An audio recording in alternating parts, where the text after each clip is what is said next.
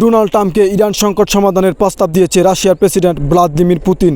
ক্রেমলিনের মুখপাত্র Dmitry Peskov মঙ্গলবার একথা জানিয়েছেন যে সমন্বয় প্রক্রিয়া কীভাবে এগোয় সেদিকে নজর রাখবে মস্কো।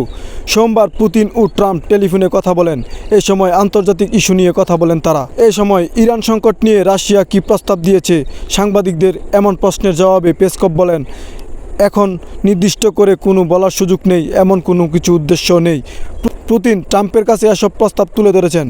এই প্রক্রিয়া কতটা এগোয় তা দেখার অপেক্ষায় আছি আমরা। ট্রাম্প এবং পুতিন এর আলোচনা হয়েছে বা হওয়ার অর্থ এই নয় যে পুতিন এই সমস্যা সমাধানের মধ্যস্থতাকারী হয়ে গেছেন।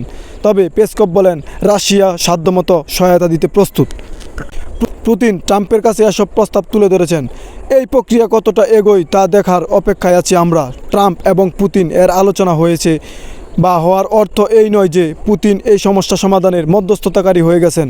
তবে পেসকভ বলেন, রাশিয়া সাধ্যমতো সহায়তা দিতে প্রস্তুত।